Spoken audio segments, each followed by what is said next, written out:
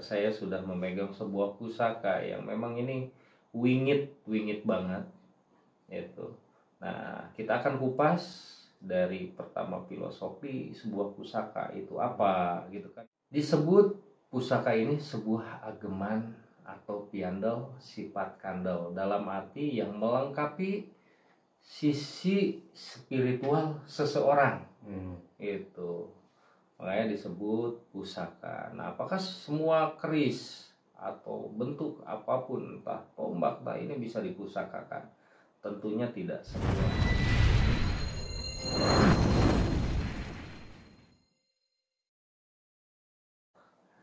Assalamualaikum warahmatullahi wabarakatuh. Salam budaya untuk para pecinta Tosan Aji Senusantara. Berjumpa kembali bersama kami dari Keris Sakti. Untuk episode kali ini kami akan membahas tentang keris sempaner dari sisi tuahnya. Untuk pembahasan ini akan disampaikan oleh Kemas Dinosaurus. Udah biasa dia udah biasa kayak gitu. Oke, Rahayu, salam budaya, sampurasun. Yang baru mampir tentunya like, comment, subscribe ya, karena kita sama-sama sharing edukasi tentang pusaka, benda mustika atau situs bersejarah yang ada di Indonesia. Di episode kali ini saya sudah memegang sebuah pusaka yang memang ini wingit banget itu. Nah, kita akan kupas dari pertama filosofi sebuah pusaka itu apa gitu kan ya. Terus apa sih yang dinamakan tuah sebuah pusaka, dan tentunya karena yang kita bahas ini adalah keris sempaner gitu kan ya. Kita juga akan bahas. Nah, kebetulan ini adalah keris sempaner.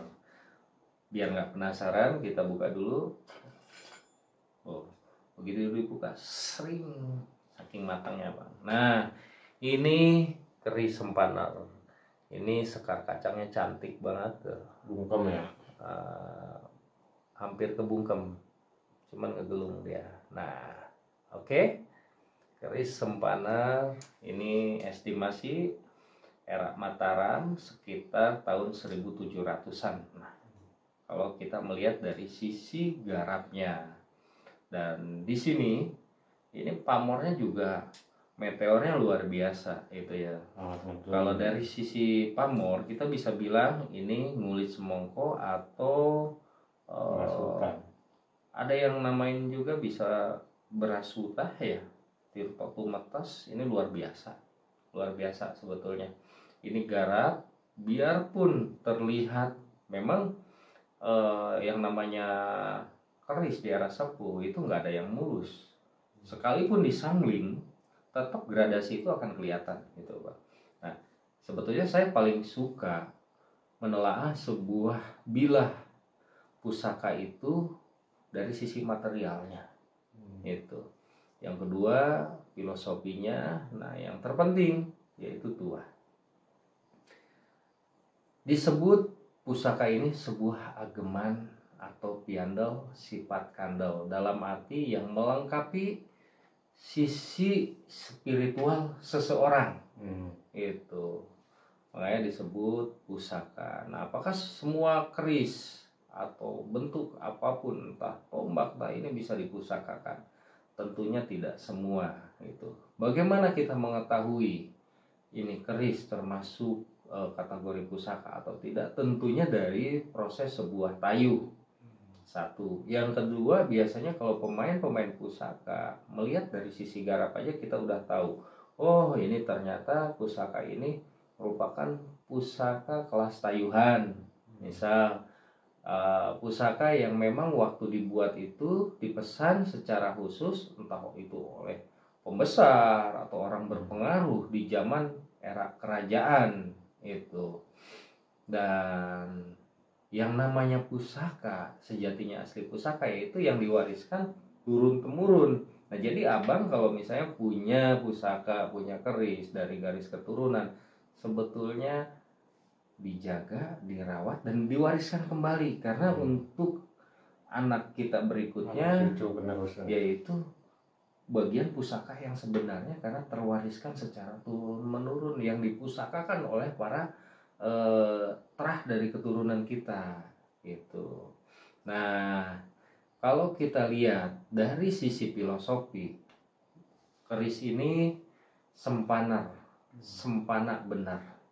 Artinya supena itu arti dari bahasa sempana ya.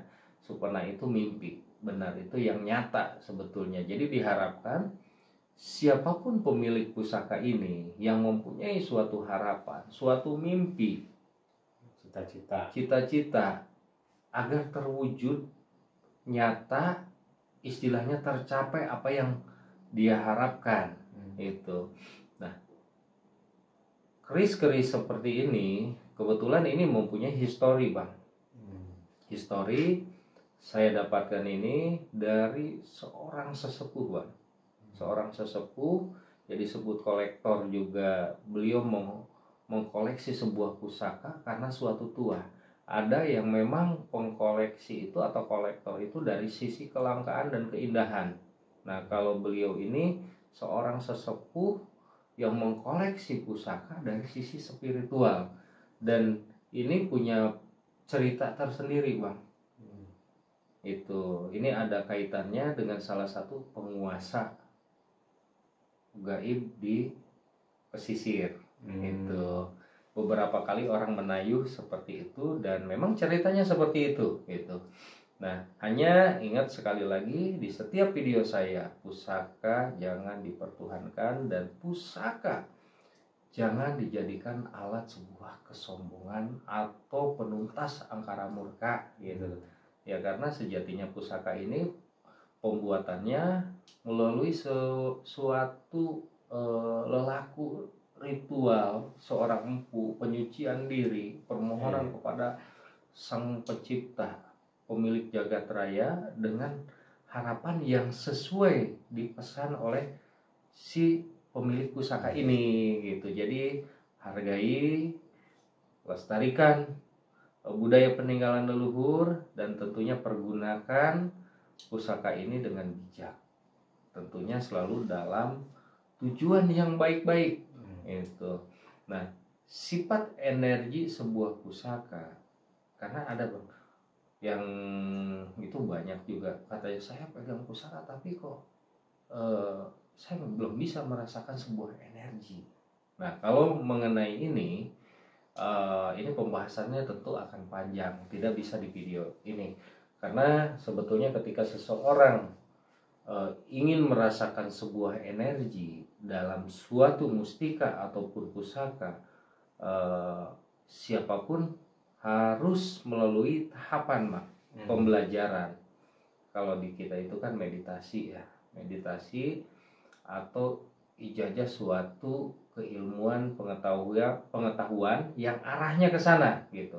Kalau kita share, karena ini bentuknya pengetahuan khusus, jadi jangan dibilang kita pelit gitu. Karena apa? Ijazah yang seperti ini merupakan pemahaman khusus yang memang harus private, bukan di nggak bisa publik gitu. Nggak bisa. Dulu saya, maaf kata, kalau kita mau jujur-jujuran, mungkin penonton di sini juga pengalamannya ada yang sama. Ketika kita menimba suatu pemahaman, zaman dulu itu bela-belain kita tengah malam datang ke, biasanya beliau itu kan rumahnya itu ada di tempat yang terpencil di gunung gitu.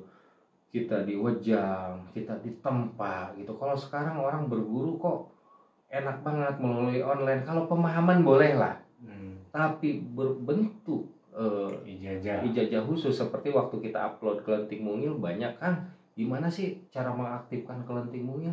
Ya, yang kita bahas di situ yang secara umum, namun bentuk keilmuan yang memang kita masih menghargai. Kalau zaman dulu ijazah itu nggak bisa, via telepon aja nggak boleh, karena kesakralan kan, Bang ya. Terus yang terpenting lagi, jangan sampai dia salah menjalankan karena akibatnya kan fatal.